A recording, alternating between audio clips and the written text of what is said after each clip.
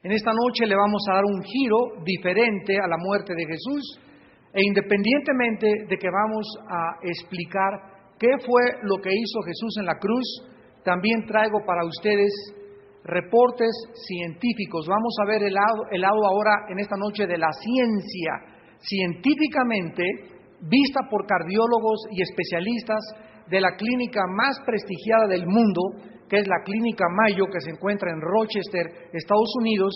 ¿Qué fue lo que opinaron las más grandes eminencias médicas acerca de la muerte clínica de Jesucristo, el Hijo de Dios?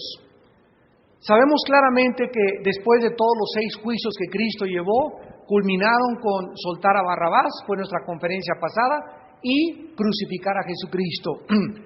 Cristo inmediatamente es llevado al pretorio romano, donde fue flagelado y donde los látigos romanos de 5 colas se enrollaban 3 o 4 veces, tanto en el pecho como en el abdomen como en la espalda de la víctima, y las puntas de los flagelos eran de hueso y eran de plomo. Entonces, cuando el látigo romano era jalado, no es como muchas veces en las películas vemos que nada más les pegaban así en la pura espalda, sino que se enrollaban 3 o 4 veces, y el dolor era, al jalar el látigo, comenzaba a desprender todos los tejidos subcutáneos, dejando expuesta la carne totalmente en vivo a la intemperie. Entonces, no solamente era el latigazo, sino era cuando se jalaba el látigo, como la víctima sufría.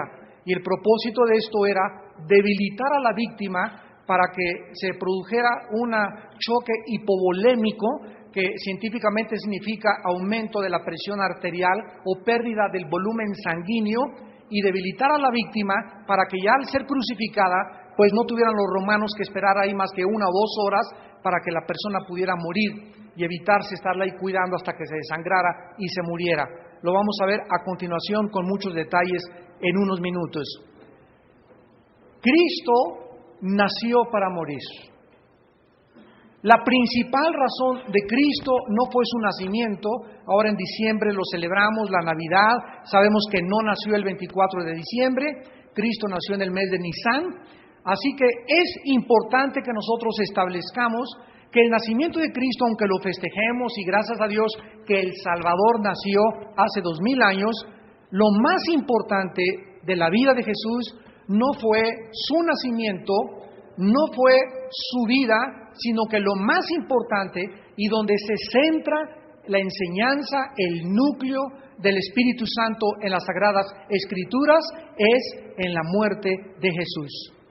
Cuando un ser humano comienza a entender que gracias a la muerte de ese hombre puede el ser humano restablecer otra vez la comunión perdida desde el huerto del Edén con su Creador, entiendes claramente lo vano que son todas las religiones. Hemos dicho que si el ser humano pudiera llegar al cielo a través del Dalai Lama, o a través del Hare Krishna, o a través del Corán, o a través del judaísmo, o a través de los musulmanes, o a través de portarse bien, o cada quien siguiendo su propia religión, ¿cuál fue entonces la razón por la cual Cristo tuvo que sufrir lo que Él sufrió en el Calvario? Fue un desperdicio total, porque Dios hubiera dicho, bueno, mis chiquilines, pórtense bien todos, cada quien siga su religión, hagan buenas obras, séle fiel a tu esposa, no robes y nos vemos todos arriba en el cielo. Pero venimos a la Biblia y nos encontramos con una revelación que nos habla precisamente de la inspiración de que los hombres no la pudieron haber hecho. Los pensamientos de Dios, dice la Biblia en Isaías 55, 8 y 9, no son nuestros pensamientos. Dios no piensa como tú piensas, y esto es absolutamente lógico y elemental en la filosofía.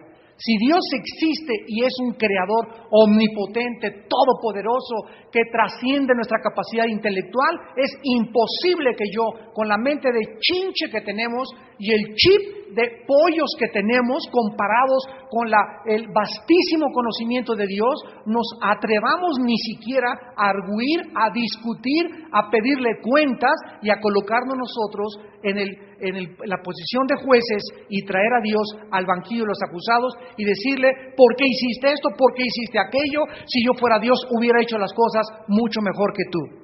Todo esto nos habla simplemente de la soberbia humana. La soberbia humana es precisamente el creer que el ser humano puede discutir con su Creador, que le puede retar y que le puede desafiar y que nos creamos más inteligentes que Él.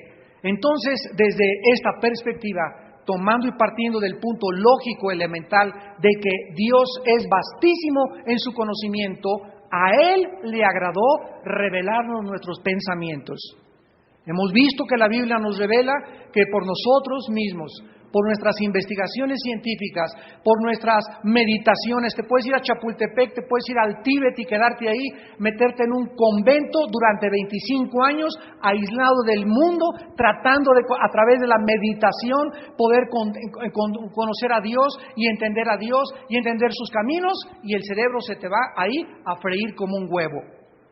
¿Por qué? Porque no es a través de la reducida capacidad intelectual y mental del ser humano que nosotros vamos a conocer a Dios.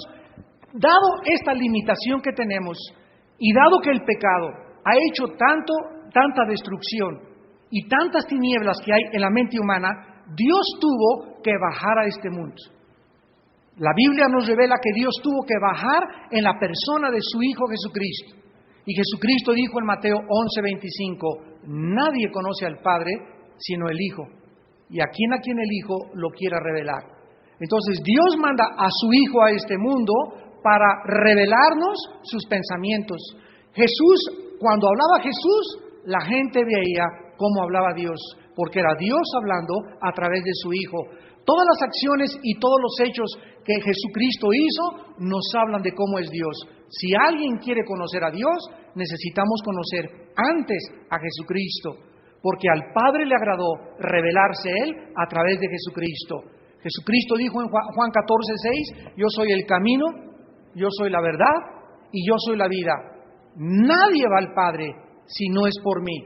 Entonces, cualquier persona que quiera escaparse de esta ley inexorable espiritual que la Biblia traza, si alguien quiere hacer contacto con el Ser Supremo, con el Dios Todopoderoso, vivo y verdadero, no puedes encontrarlo a través de una religión, a través del ascetismo, a través de una filosofía, a través de tus investigaciones, a través de leer a Shakespeare o Nietzsche o Benítez, el caballo de Troya. Tienes forzosamente que primero encontrarte con Jesús. Y hasta que el ser humano no se encuentra con Jesús de frente y le dices, tú eres el Hijo de Dios y me rindo a ti y creo que lo que hiciste en la cruz es para que yo pudiera reconciliarme con tu Padre, perderás vagamente el tiempo y vanamente tu vida, porque repito, a Dios le agradó, dice la Biblia, revelarse a través de Jesucristo. La Biblia nos enseña desde el principio el huerto del Edén que el ser humano fue creado con la libertad de poder escoger entre dos caminos. Ya hemos visto que hace algún tiempo un gran teólogo llamado Agustín de Hipona, ustedes lean La ciudad de Dios, es un libro bellísimo de Agustín, fue un teólogo de los primeros siglos de la iglesia cristiana. Agustín de Hipona estableció esta premisa: Dios tuvo tres opciones al crear el universo. La primera, Dios pudo no haber creado nada.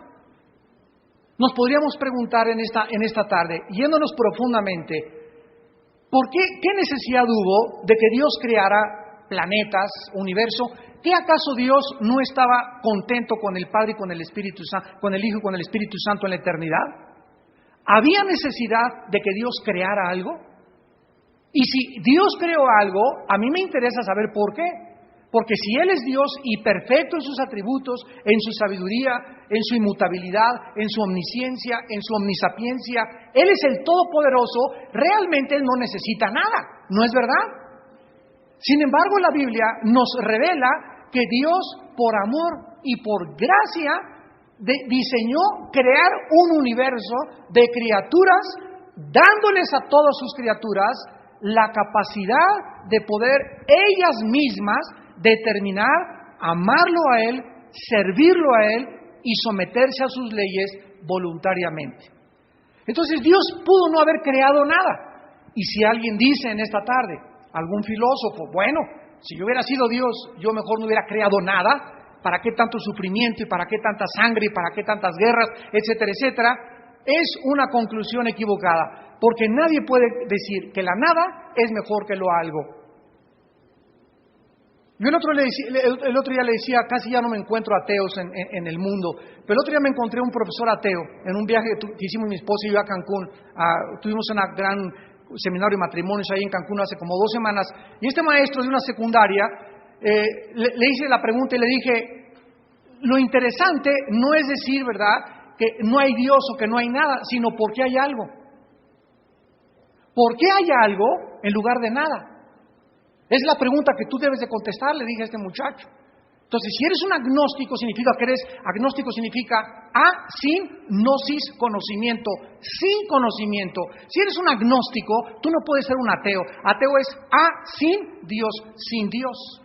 Entonces, si tú eres agnóstico, eres sin conocimiento y te falta el conocimiento para poder concluir que Dios existe. Y ese conocimiento lo puedes encontrar en la Biblia.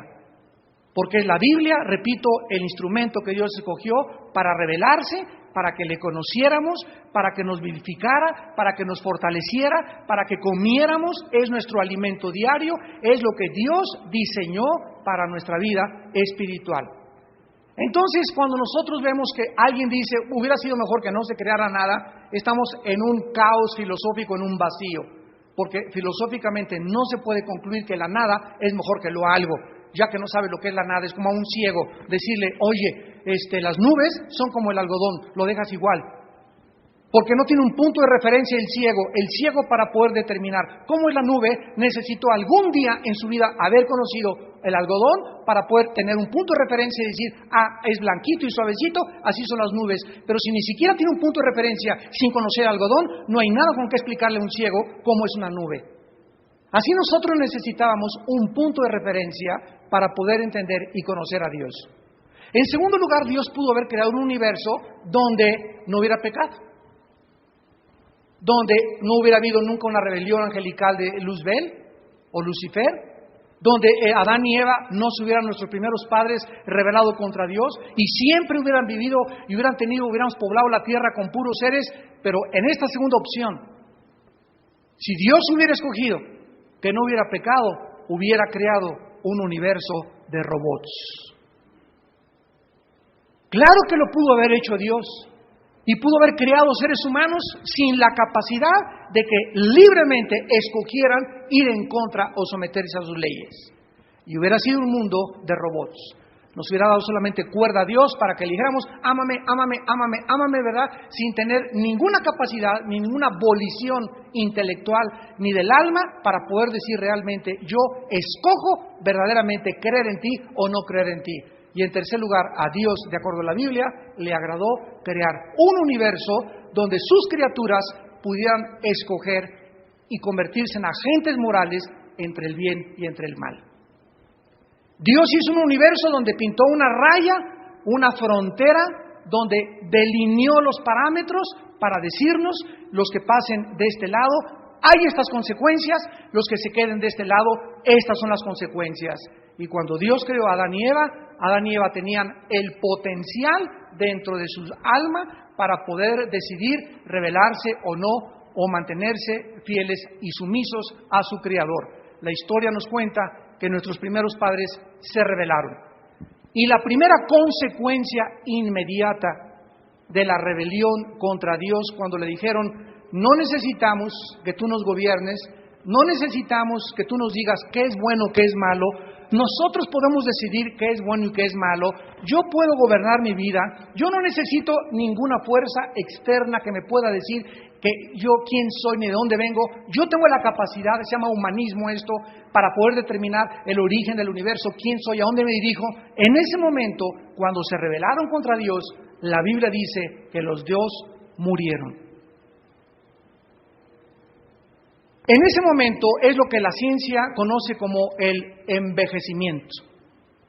Adán y Eva comenzaron a desintegrarse celularmente. En ese momento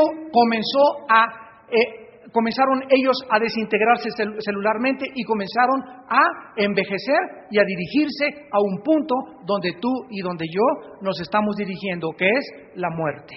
Todos tenemos esta cita con el destino. Nadie te puede, ningún libro sagrado, ni el Dalai Lama, ni Hare Krishna, repito, ni Mahoma, ni nadie te puede decir por qué tenemos que morir los seres humanos más que la Biblia. Dice en Romanos 5, versículo 12, así como el pecado entró al mundo por un hombre y por el pecado entró la muerte, así la muerte pasó a todos los hombres por cuanto todos pecamos. La muerte, de acuerdo a la Biblia, es una consecuencia, una maldición del pecado de nuestros primeros padres que nos fue transmitido a ti y a mí. Tú puedes en este momento, de una forma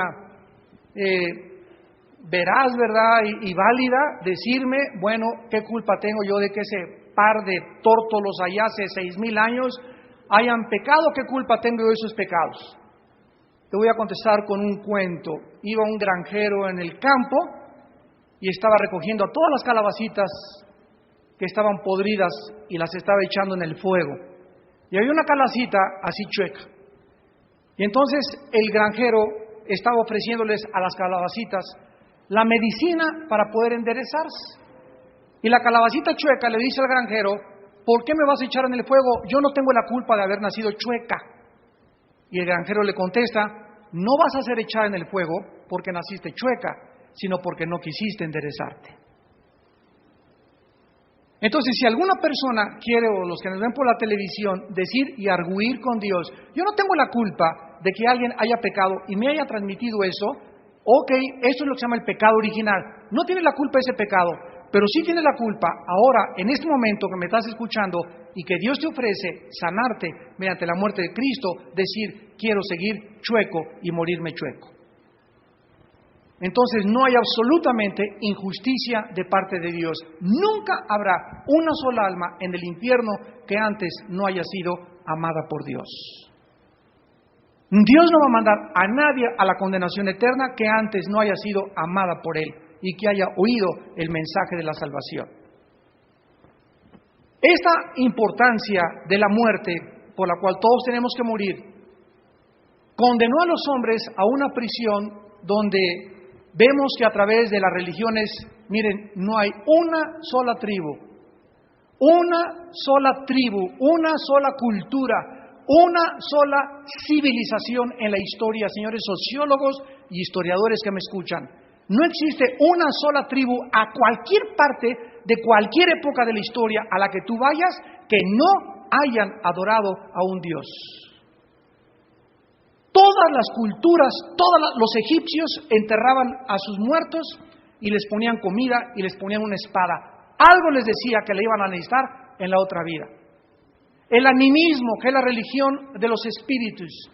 El politeísmo, que es la religión de muchos dioses. Los griegos, los más grandes filósofos y pensadores de la humanidad. Sócrates, Demóstenes, Cicerón, todos ellos creían en dioses. Y los dioses del estadio, pero creían en deidades. Y vemos que toda la historia del ser humano es una historia de religiones. Sigmund Freud, el psicólogo vienés, lo dijo en estas palabras: el hombre es incorregiblemente religioso, por eso tiene el temor a lo desconocido. Entonces, este desconocimiento de la muerte ha hecho que el ser humano pues comience a tratar de, pues voy a ir con Walter Mercado, o voy a ir con el brujo, o voy a ir a que me hagan una sesión de espiritismas, o a consultar con los espíritus, la bola de cristal, que me lean la mano, el café turco, que me echen las cartas tarot, que me vaya al Tíbet y que allá me meta en un convento y pueda yo de alguna manera establecer contacto con Dios.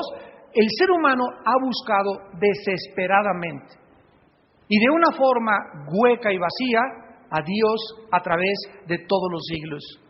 Y cuando Jesucristo entra en el escenario mundial y aparece Jesús en la historia del ser humano, divide la historia y Jesucristo con su muerte nos trae nos abre la ventana y es el único ser humano de toda la historia que nos puede decir y garantizar en este momento qué hay después de la muerte. Porque nadie ha ido al otro lado y regresado como lo hizo Él. Y no solamente, escúchame muy bien, no solamente yo puedo decirte, Jesucristo resucitó, porque me podías preguntar inmediatamente, ¿y qué pruebas hay de que Él resucitó? La resurrección de Cristo es el fundamento donde el cristianismo se sostiene. El cristianismo permanece de pie o se derrumba con la resurrección de Jesucristo. La resurrección de Jesucristo no solamente es un dogma de fe, sino que es la verdad, escúchame, histórica, más grande de toda la historia, porque fue gracias a la resurrección de Cristo, cuando ese grupo de hombres lo vio resucitado, cuando le dijo a Tomás, Tomás, pon tu mano en mi mano y mete tu mano en mi costado, al ver a su maestro, al rabí resucitado, impulsó a estos hombres a arrojarse, a conquistar el imperio más grande de la historia, que fue el Imperio Romano. ¿Cómo fue derrumbado el Imperio Romano? ¿Por las hordas bárbaras? No. ¿Por la economía? Tampoco, no. ¿Qué fue lo que conquistó al Imperio Romano? El mensaje de la resurrección de Jesucristo, al grado que Constantino, el último emperador romano, absorbe el cristianismo y lo establece como la religión oficial, porque el mensaje de los apóstoles conquista de un grupo de pescadores al mundo de la antigüedad. Y durante 350 años, este grupo de personas que llamaban los del camino, así era el nombre con el que se conocían los cristianos, los del camino. ¿Por qué? Porque nosotros somos los únicos que sabemos cuál es el camino. Nosotros hemos sido salvados para mostrarle a la gente y decirle, este es el camino. No es la Dianética, no es el Hare Krishna, no es Buda, no es el Dalai Lama, es Jesús. Ustedes son la luz del mundo, dijo Jesucristo. Y esta es la responsabilidad que tenemos en esta vida, de mostrarle a la gente quién es el camino, la verdad y la vida. Y tú tienes que amar tan apasionadamente a Jesús y tienes que entregarte tan incondicionalmente a Jesús que tienes que estar dispuesto no solamente a sufrir afrentas y persecuciones y burlas de la gente, sino inclusive estar dispuesto en cualquier momento a dar tu vida por Él. Porque si no eres capaz de vivir para Él y dar testimonio de Él, tampoco estarás listo en el día de tu muerte de morir por Él. En primer lugar, la muerte de Cristo era importante por las siguientes razones. En primer lugar, el Redentor de la humanidad, el Salvador que viniera a poder salvarnos de la muerte eterna y del pecado, tenía que cumplir dos requisitos. En primer lugar, tenía que descender, sígueme con cuidado, genealógicamente desde Adán. Cristo es el único personaje de la historia de quien se puede trazar su genealogía desde hace 6,000 años. Y cuando tú vienes a la Biblia y ves las genealogías, hijo de tal, Pancho, hijo de Pedro, Pedro, hijo de fulano de tal, y dices, ¿para qué tanto rollo, para qué tanta detalle en las genealogías? Porque es la forma más increíble de demostrar que Jesús descendía de Adán y Eva humanamente y de Abraham respecto al pacto que hizo Dios con la nación hebrea. Por lo que María y José, los padres de Jesús, José el padre legal, María donde fue en su vientre engendrado Jesús, necesitaban descender del rey David, el cual descendía de Noé, el cual descendía de Abraham, el cual descendía desde Adán y Eva.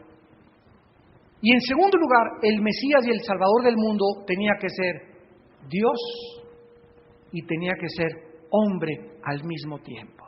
¿Por qué? Porque un simple hombre que muriera en la cruz por nosotros, San Martín de Porres, San Crisóstomo, Santa Catarina, el santo que tú me quieras, ellos también fueron pecadores y nacieron en pecado. Entonces la persona que moría en la cruz no podía ser un simple ser humano, ni siquiera los ángeles, por la simple y sencilla razón que fue a Dios a quien ofendimos y era Dios el que nos tenía que perdonar. Y ellos, ninguno de los santos, ha sido Dios. En la cruz tenía que estar Dios y al mismo tiempo tenía que estar un ser humano llamado Jesucristo. Jesucristo tenía dos naturalezas. La naturaleza humana era 100% hombre. Lloró, comió, durmió. Vamos a ver los aspectos científicos a continuación. Pero al mismo tiempo ese Jesús que caminó por el mar de Galilea y que pudo hacer milagros y que convivió con los discípulos, al mismo tiempo Él dijo: el que me ha visto a mí, Juan capítulo 10, ha visto al Padre. Y las obras que yo hago, dice en Juan 14, no las he hecho yo, las hizo el Padre a través de mí. Así que Jesús venía al mundo a someterse incondicionalmente a su Padre. Él tenía que nacer de una mujer para poder ser hombre. Pero había un problema que solo Dios pudo resolver. Si el Salvador nacía a través de una mujer llamada María, el verdadero nombre de María era Miriam. En el griego es Miriam, se tradujo María, pero el nombre era Miriam. Si Jesús iba a nacer a través de una virgen llamada María, y si María iba a tener relaciones con José, la Biblia dice que el pecado viene a través del esperma del varón. Apúntalo. ¿Quién es el que tiene la semilla, el hombre o la mujer? El hombre fue creado para transmitir la semilla. La mujer fue creada por Dios para recibir la semilla. La mujer fue creada para recibir amor. La mujer fue creada para recibir cuidados, atenciones y seguridad. El hombre fue creado para dar. Y la Biblia lo comprueba, Efesios 5, maridos, amar a vuestras mujeres. No se le dice a la mujer que ella ame al marido, se le dice que lo respete y que se someta, pero al hombre es al que se le dice que la ame, porque la mujer fue creada para ser amada. En el momento en que una mujer es amada y se siente amada y se siente protegida y se siente segura, responde automáticamente porque fue creada y diseñada por el fabricante cósmico para que esa mujer funcionara de esa manera. Entonces María y José no podían tener relaciones sexuales, porque entonces José hubiera transmitido el esperma y el feto y el cigote feto bebé que hubiera nacido con pecado, como naciste tú y como nací yo, porque es en la sangre donde viene el pecado.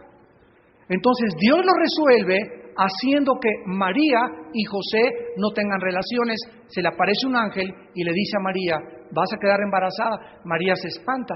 ¿Pero cómo? No he conocido marido. Estaban desposados, comprometidos a casarse. Y le dice el ángel a María, Mateo 1:21, Lucas capítulo 1, el santo ser que nacerá será llamado Hijo de Dios. Y le pondrás por nombre, o sea, ni José ni María escogieron qué nombre le iban a poner al bebé. Fue Dios, a través del ángel, quien le dijo a María: ponle Jesús Yoshua, que significa el Salvador. Entonces, María es embarazada por Dios. Dios pone el esperma y María pone el vientre, y la vergüenza que pasó de las persecuciones y las humillaciones que pasó la Virgen María por haber estado embarazada sin casarse. Porque en la ley judía eran muertas a pedradas las adúlteras y las que tenían el embarazo antes de casarse. Pero María no quiso ni siquiera ver eso, ni objetar eso, y le dijo al ángel: he aquí tu sierva, hágase con mí según tu voluntad. Esa fue la grandeza de María, por lo cual la Biblia le dice: bienaventurada serás entre todas las mujeres. Entonces, ese Mesías, ese Salvador, tenía que entrar a través del ser humano como sobrenaturalmente. ¿Cómo entró la semilla en Isaac? ¿De dónde viene Cristo? De Isaac, de los dos hijos de Abraham, Isaac y Ismael. Pero ¿cómo entra Isaac al mundo sobrenaturalmente? Sara fue al ginecólogo y le dijo: ni con cirugía, Sara. Abraham, ni con Viagra, le dijo el ginecólogo. Ni con injerto, ni con nada. Dice la Biblia que los dos habían pasado la edad para tener hijos. O sea, humanamente ya no había forma de que Sara se embarazara. Pero Dios lo hizo a propósito. Porque Dios deja que el hombre llegue al final de sus vidas, al final humanamente de tus problemas, para que ahí lo descubras, que Él te abre el mar rojo, que Él te manda maná, que Él puede de una forma inimaginable proveer las cosas que nosotros nunca humanamente creemos que lo puede hacer, porque todo lo que Dios hace lo hace sobrenaturalmente. Entonces Isaac del cual somos llamados descendencia y del cual vendría el Mesías, entra al mundo sobrenaturalmente y el Mesías entra al mundo sobrenaturalmente también. Isaac de una mujer estéril y que pasó el tiempo en las mujeres, y Cristo nace de una virgen que no había conocido jamás su nombre. Este es el Dios de la Biblia, el Dios de lo sobrenatural. La encarnación de Cristo entonces tenía como propósito su muerte. Él nació para morir y tenía que ser humano para morir y divino, por cuanto solo Dios nos puede perdonar. En segundo lugar, la muerte de Cristo es la primera verdad. Hay la primera y hay la segunda y hay la tercera. La primera verdad fundamental del mensaje que predicamos, y lee el libro de los Hechos, el mensaje que predicaron los apóstoles era la muerte y resurrección de Cristo. Primera de Corintios 15, 1 y del 3 al 4. Además les declaro, hermanos, el evangelio que les he predicado, el cual también recibieron y en el cual también perseveran, porque primeramente, vean ustedes, primeramente, les he enseñado lo que asimismo recibí, que Cristo murió por nuestros pecados. ¿Cuál fue la primera enseñanza del apóstol Pablo? La muerte de Cristo, conforme a las Escrituras, y que fue sepultado y resucitó. La segunda verdad es que Cristo no se quedó en la tumba, sino que resucitó al tercer día. ¿Cuál fue la razón entonces por la cual Cristo tenía que morir? Demostrar a todos los que le siguieron y al mundo entero que hay vida después de la vida. Que vale la pena amar a tu esposa, amar a tus hijos, ser honesto, ser santo, despreciar la gloria, el poder, las riquezas, lo que el mundo ofrece, no vivir para el dinero, no vivir para el sexo, no vivir para ser importante, para que te reconozcan, es vivir para la eternidad, porque después de la muerte entramos a vivir verdaderamente. Si Cristo no hubiera resucitado, escúchenme, damas y caballeros, si no hubiera después de esta vida resurrección de los muertos, ¿para qué entonces vivimos? ¿Cuál es el propósito de la vida si la filosofía de México es el que no tranza, no avanza? ¿Para qué somos fieles a la esposa? ¿Por qué no cometemos adulterio? ¿Por qué nos purificamos sexualmente? ¿Por qué buscamos los principios de la ética? ¿Por qué estamos tratando de buscar y ser diferentes a las demás personas cuando aquí se trata todo de robar? Todo de ser. Hoy en la mañana teníamos un desayuno en Los Pinos con la señora Marta Sagún de Fox y estábamos platicando con unos pastores y les dije yo, es que entre nosotros no puede haber simulaciones, tenemos que hablarnos al pan y al vino. Yo no puedo llegar y, ay César, ¿cómo estás? Y con el cuchillote ahí por detrás y apuñalarlo. ¿Cuántos hermanos hay así que se dicen cristianos y hay simulación e hipocresía en sus vidas? Y no podemos ser así, tenemos que ser de una sola pieza. Tenemos que vernos a los ojos y decirnos lo que sentimos verdaderamente, porque más vale amor manifiesto que reprensión oculta. Entonces es importante que nosotros entendamos eso. Dios vino a crear una familia y a darnos esperanza de que vamos a volver a vivir. Si Cristo no hubiera resucitado, no tiene ningún sentido seguir viviendo. Vamos a rezar al polvo, convertirnos como los gusanos, y es lo que enseña la famosa teoría de la evolución.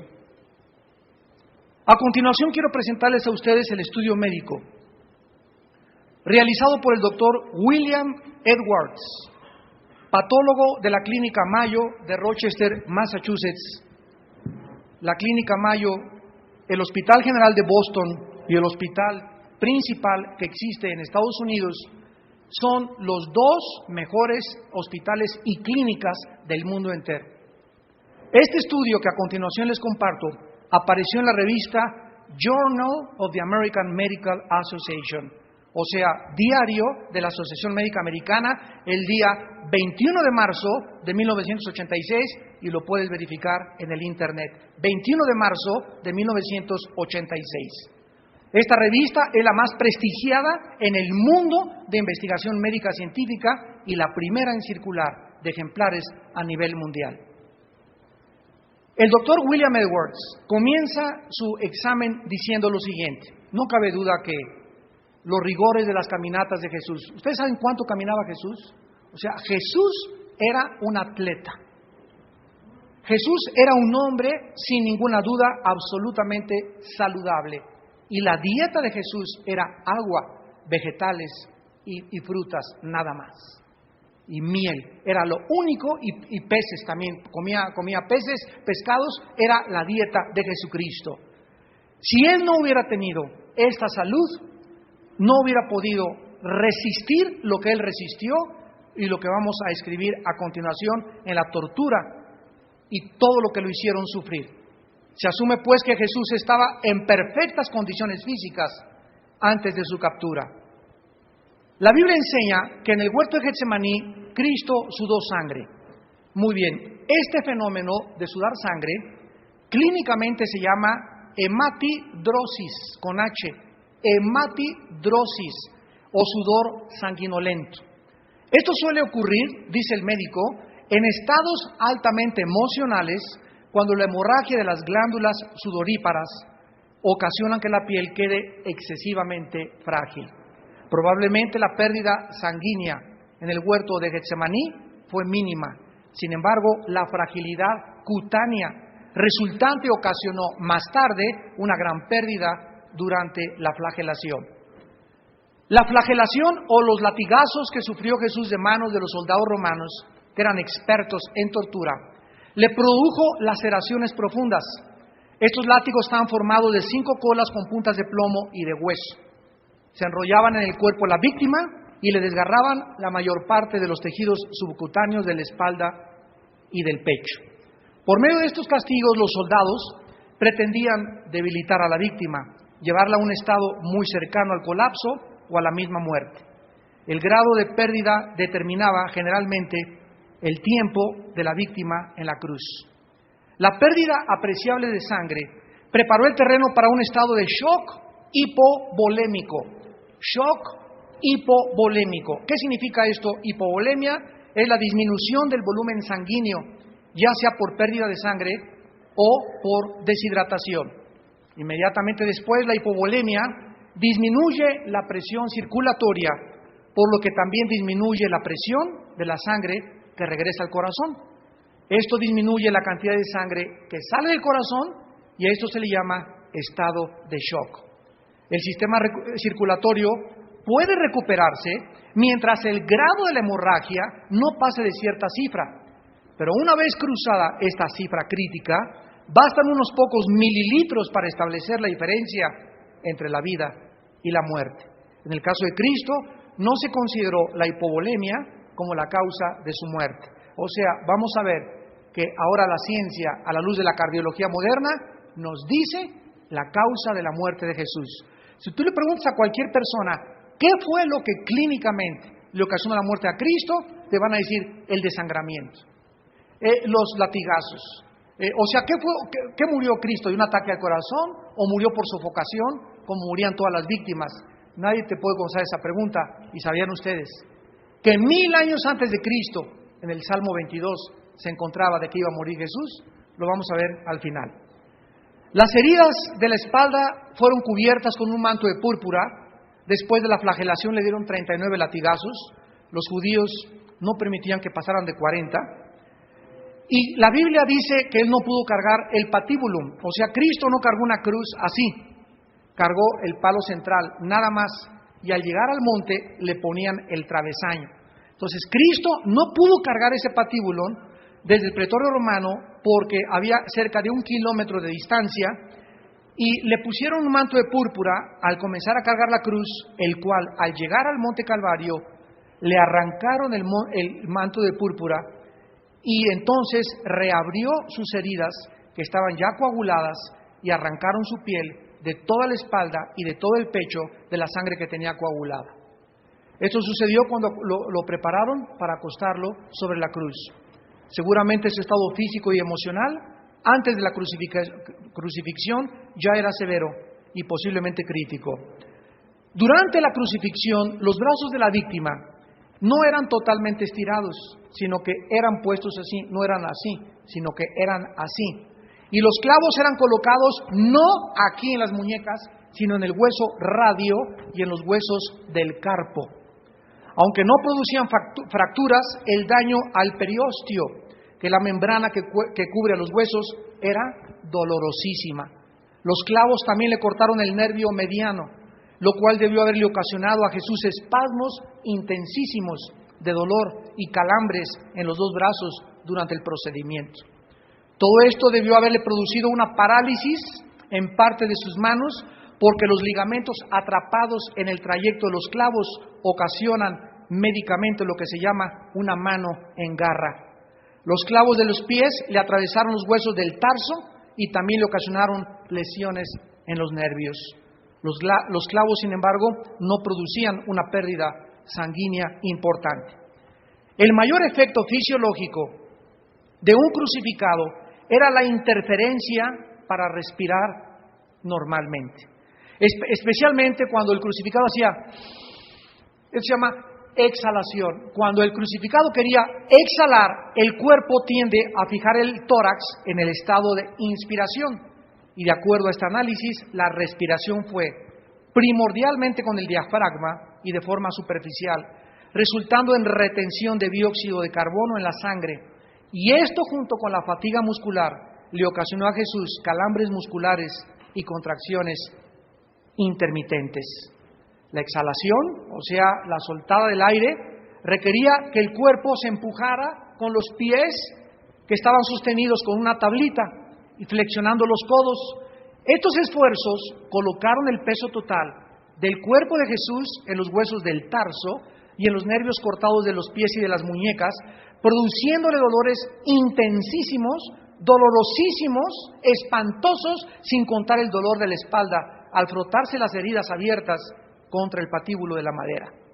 Calambres musculares y hormigueo en los brazos por la posición tan incómoda que tenía, se agregaron a la molestia de la respiración.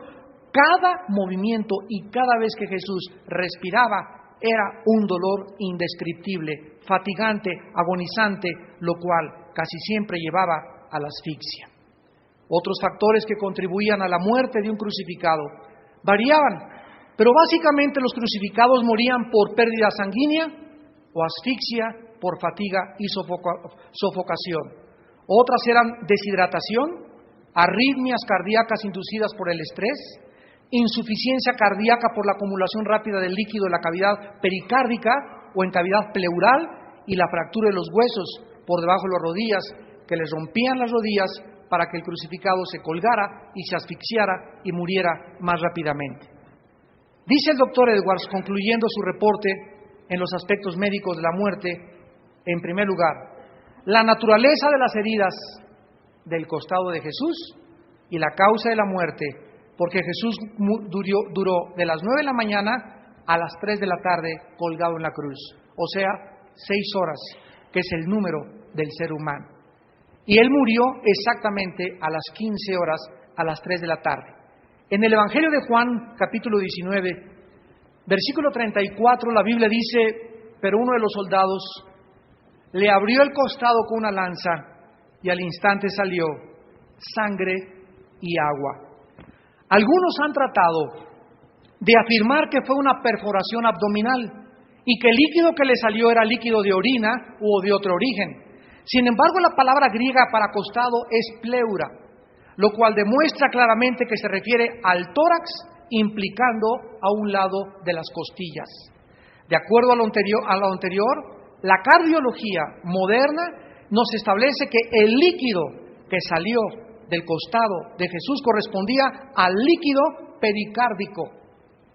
Líquido pericárdico y la sangre, a presencia de sangre en la cavidad pericárdica. El corazón está formado alrededor por una membrana, transparente que se llama el endocardio. Después está una capa muscular llamada el miocardio, que externamente está forrada por el pericardio, que consta de 2 capas. El pericardio visceral, que está a un lado del costado del corazón, y el pericardio parietal, que cubre el hueco donde está ubicado el corazón. Entre estas 2 capas existe una pequeña cantidad de líquido que sirve como lubricante y facilita los movimientos del corazón. Este espacio se llama, de las 2 capas del pericardio, cavidad pericárdica. Estas condiciones fisiológicas mencionadas también produjeron coágulos en las válvulas del corazón de Jesús. Y estos a su vez ocluyeron la circulación coronaria y pudieron haber ocasionado un infarto de todo el grosor de la pared. Un infarto es la muerte de la parte de un tejido del corazón. La ruptura posinfarto ocurre después de las primeras horas del mismo, y una explicación científica es que la muerte de Jesús pudo haber sido por una ruptura del pericardio, lo cual lo comprueba la cardiología moderna. Escuchen esto en el Salmo 22, versículo 14, que fue escrito por el rey David 1000 años antes de que Jesús fuera crucificado. He sido derramado como aguas y mi corazón fue como la cera, derritiéndose en medio de mis entrañas. El Espíritu de Dios a través del rey David establecía que Jesucristo no murió por asfixia.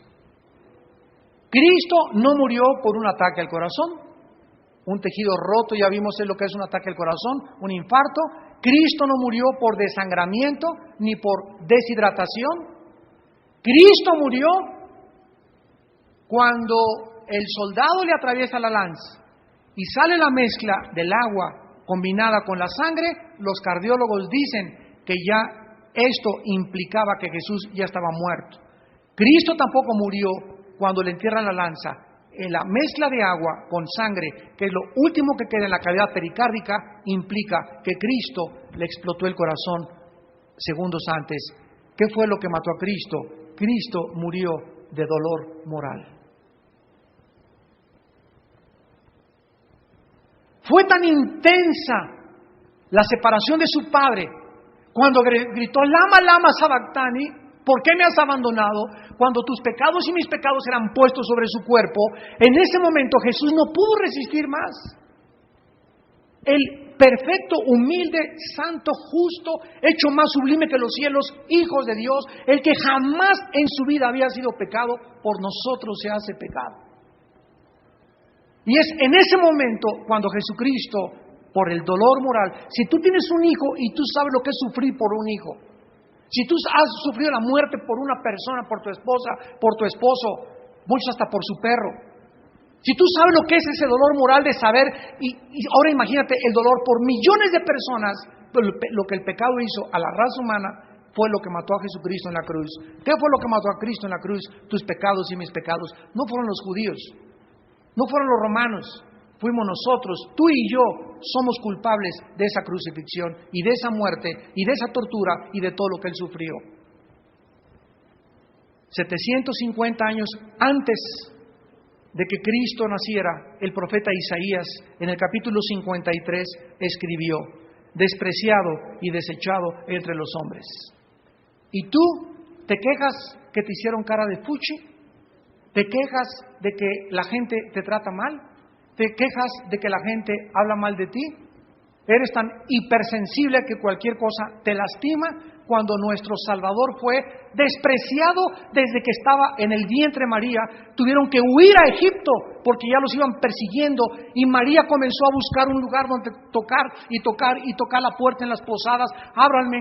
Ya el niño estaba por salir, estaba a punto de reventarse de la fuente y nadie le quiso abrir a María, y encontraron un humilde, sucio y pobrísimo, paupérrimo pesebre donde había vacas y ovejas, y ahí nació el Hijo de Dios, el Creador del universo, el Rey de reyes y Señor de señores. ¿Y tú te quejas porque naciste en un taxi? ¿O porque no tienes para pagar el hospital del Seguro Social? ¿Nos jactamos nosotros de sangre azul, o de ojo azul, o de piel blanca, cuando el Hijo de Dios ni siquiera pudo jactarse de nacer en un lugar, ni siquiera enfermeras, cardiólogo, anestesista, pediatra, no tenía a nadie cuando Él vino a este mundo? Despreciado y desechado desde que nació. Y Dios le da un título: varón de dolores, experimentado en quebranto. Y nosotros escondimos de Él el rostro, fue menospreciado y no lo estimamos. Ciertamente llevó Él nuestras enfermedades y sufrió nuestros dolores. Y nosotros le tuvimos por azotado, por herido de Dios y abatido. Mas Él herido fue por nuestras rebeliones y molido por nuestros pecados. El castigo de nuestra paz fue sobre Él, y por su llaga fuimos todos nosotros curados. Todo este Salmo 22 y el capítulo 53 de Isaías nos muestra la evidencia médica que Jesús estaba muerto cuando el soldado atravesó su costado con la lanza. Cuando el apóstol escribió que vio su costado salir agua mezclada con sangre, evidenciaba lo que la cardiología moderna, siglos después, ha dado evidencia. Jesús murió por la rotura del pericardio, el corazón le explotó. Y la Biblia dice que todo lo hizo para que tú y yo pudiéramos entrar al cielo, para que tú y yo tuviéramos una mejor vida, para que esta vida no solamente pases y andar buscando, cayendo en filosofía, de mujer en mujer, de cine en cine, de teatro en teatro, de viaje en viaje, de trabajo en trabajo, sino para que tengas en esta vida sentido en tu vida, para que tengas propósito. No somos animales, dice la Biblia, somos criaturas creadas a la imagen y semejanza de un Dios que dio su vida por nosotros en una cruz. Y esto es lo que hace digno al ser humano.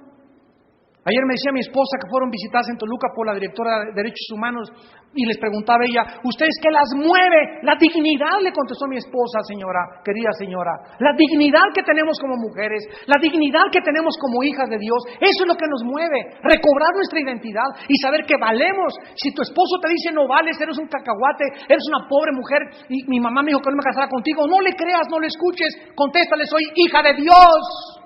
El Altísimo me ha hecho su hija y tengo un valor mucho más grande que la plata y que el oro. Y la mujer está recobrando su identidad y la mujer está llegando a un momento de saber que realmente hay una dignidad enorme que nos da Dios y a nosotros los hombres para tratarlas como esos vasos frágiles que ellas son, para que nuestras oraciones no tengan estorbo. Y todo esto, ¿por qué lo hacemos? Porque un hombre hace 2000 años llamado Jesucristo dio su vida y murió en una cruz para pagar algo que nosotros nunca hubiéramos podido pagar. Si el ser humano hubiera podido pagar por sus pecados, repito, Dios nos hubiera dicho, váyanse a la villa 20 veces, haz peregrinaciones, no comas en 9 viernes primero, pertenece a una religión, pero sin derramamiento de sangre. Hebreos 9:22, no hay remisión de pecados. Tú aceptas el camino de Dios o lo rechazas, y en esta mañana está delante de ti. Dios te dice en esta mañana, he aquí pongo delante de ti la bendición y la maldición. Ancho es el camino que lleva a la perdición y la mayoría van por él. Angosta es la puerta que conduce a la salvación y pocos son los que entran. ¿Qué quieres escoger tú en esta tarde? Pues te puedes quedar ahí en tu lugar, tú que me ves ahí comiendo tu chicle, con la cara de agnóstico, con la cara de incrédulo, no hay ningún problema. Tú puedes discutir lo que quieras y argumentar lo que quieras, pero la Biblia dice, tienes que morir y prepárate para encontrarte en el día de tu muerte con Dios. ¿Estás tú preparado? Dice Dios. Yo te ofrezco en esta tarde el perdón, la sangre de mi Hijo, si tú vienes en este momento y le aceptas por la fe en tu corazón. Oremos. Padre, te damos gracias en esta tarde por tu amor eterno en la cruz del Calvario.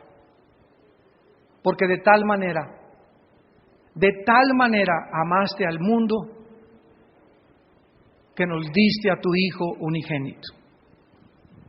Para que cualquiera que en este momento crea en Él no se pierda, mas tenga la vida eterna. Y este es el testimonio que Dios nos ha dado, la vida eterna. Y esta vida está en su Hijo. El que tiene al Hijo tiene la vida. El que no tiene al Hijo, aun cuando tenga una religión, no tiene la vida. Vengan a mí todos ustedes los que están trabajados y cargados, que yo los haré descansar, dice el Señor. Y tu alma encontrará descanso. ¿Qué debo hacer? Me preguntarás en este momento para poder hacer la paz con Dios. La Biblia dice en primer lugar que te arrepientas de tus pecados. Arrepiéntanse, si no todos igualmente pereceréis, dice la Biblia. En segundo lugar, tienes que creer que Jesús no fue solamente un gran líder religioso, ni un gran gurú, ni otro más de los iluminados, sino que Él es más que todo eso. Él es el Hijo de Dios, el Salvador, el único Mesías que Dios envió para salvarnos y perdonarnos a través de su muerte y del derramamiento de su sangre en la cruz del Calvario. Y en tercer lugar, simplemente ábrele tu corazón en este momento. Hoy que tu vida está tan preparada por el Espíritu Santo, dile ahí desde tu lugar a Jesús: Señor mío y Dios mío, en esta tarde me arrepiento de mis pecados. Creo que en la cruz pagaste con tu muerte y con tu sangre y sufriste por mí. Aunque yo no lo merecía, lo pagaste, Jesús. Y te pido por tu gracia y tu perdón en la cruz que entres a mi vida. Te recibo como mi Señor y mi Salvador. Te doy las gracias por haber muerto en mi lugar. Y yo sé que nunca me dejarás, ni me desampararás. Y ahora ya no tendré miedo de seguir viviendo, porque ahora tú serás mi inspiración, la razón de mi existencia y la fuerza que necesito para vivir. Gracias, Jesús, por tu maravillosa muerte y resurrección, de la cual ahora soy partícipe, y de tu vida eterna que me has regalado a través de tu vida. En el nombre de Jesús. Amén.